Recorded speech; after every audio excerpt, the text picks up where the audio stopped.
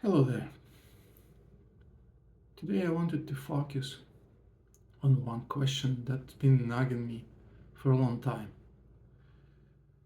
The question is, why is Russia so hell-bent on attacking Ukraine? And there's quite a few opinions circulated in the media, but no one really give an answer to this question. Some opinions suggest it stems from Ukraine's 2014 ousting of a pro-Russian president, claims of protecting Russian-speaking population in response to a NATO expansion of various economic and strategic interests. However, none of these fully capture the true underlying reason and most missed core issue entirely.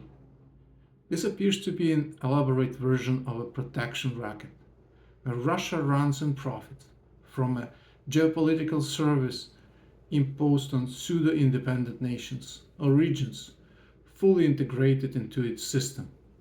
The model follows a structured narrative. Your nation requires Russian military protection.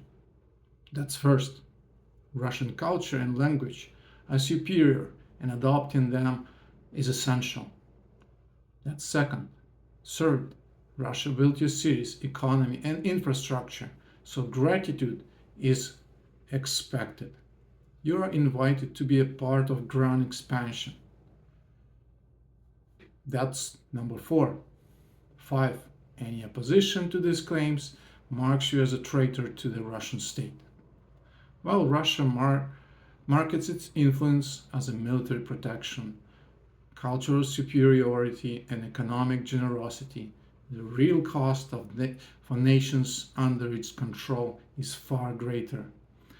The true payment comes in the form of systemic subjugation through carefully structured imperial tactics. Its strategy consists of 6 steps. I do not claim this to be exclusive or comprehensive, but nonetheless it outlines general direction. The 6-step imperial strategy. First, erase local language and identity. Force Russian culture onto occupied population, eliminating native traditions. Second, mix in Russian settlers. Use demographic manipulation to dilute the national identity and reinforce dependence.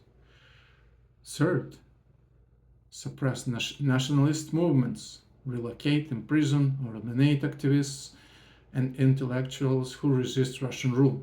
4. Brainwash with Russian superiority. Control education and media to glorify Russian dominance while diminishing local contributions. 5th, flood information channels with propaganda, spread misinformation, distort history, and suppress independent narratives. 6. Infiltrate government and business. Place Russian agents in key political and economic positions to exploit financial resources and ensure military subversion remains accessible.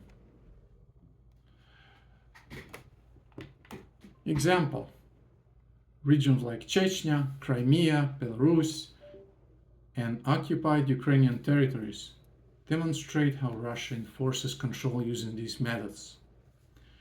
This multi-layer approach ensures that nations under Russian influence remain weak, dependent, and easily manipulated, unable to pursue true sovereignty without facing severe consequences. What kind of damage can we expect from the Ukraine war? A full Ukrainian military victory remains difficult to envision at present. However, even if Ukraine successfully holds Russia at current borders, stabilizing its defenses while strengthening its economy and military, it could collapse Russia's protection racket, a system built on the perception that Russia is an unstoppable power. As Ukraine resists and thrives, other states begin questioning their dependence on Russian protection. Some seek alternatives, while others consider breaking away entirely. The true cost of Russian influence becomes clear. Satellite states remain economically weak and politically subjugated, not because of inherent deficiencies, but due to Russian infiltration, economic manipulation, and military coercion. Ukraine's struggles do not stem from democracy, leadership changes, or supposed national inferiority. They arise from an intense battle against Russian agents embedded within its institution. The more Ukraine proves that resistance is possible, the more fragile Russia's imperial grip becomes. Faced with this existential threat to its dominance, Russia has only one response: to erase Ukraine in order to reinforce its narrative of control. When Putin speaks of removing the root cause of the war or an existential threat to the state, he is referring to the collapse of Russia's imperial model, the framework that sustains its dominance. The system requires continuous expansion, as reflected in phrases like "Russia has no borders." It also demands that nations already under Russian control remain in a state of submission, sometimes through military suppression if signs of independence emerge. Furthermore, this structure ensures a steady supply of weakened regions, which serve as recruitment pools for future conflicts. This prevents discontent among Russia's core population, the elite and loyalists, shielding them from exhaustion of prolonged warfare while maintaining a flow of expendable forces for expansion. This concludes my point and my answer to the question of why. I just want to quickly stop on the recent news that I came by that can provide some background to things I said now and will say in the future.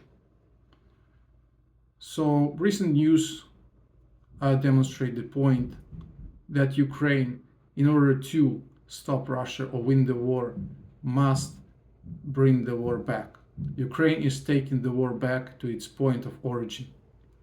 Moscow airports. There's temporary closures at Sheremetyevo, Vnukovo, Domodedovo, and Zhukovsky due to drone activity disrupting air traffic.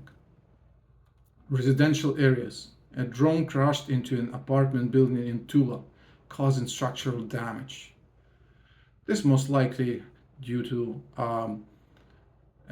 Russian anti-aircraft activity, because Ukraine never targets civil infrastructure.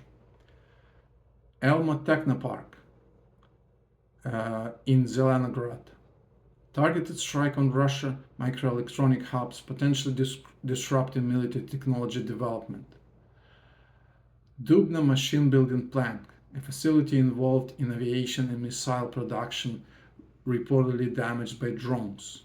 Kronstadt drone factory, a direct hit on the UAV production plant in Dubna, affecting Russia's ability to manufacture Orion attack drones. These strikes concentrated close to Moscow, and there is a good reason for it. Till now, Moscow residents were isolated from war that Putin brought to Ukraine and live their normal everyday life, parties, grocery trips, etc. But Moscow residents cannot ignore war any longer. Thank you for listening. That's it for today.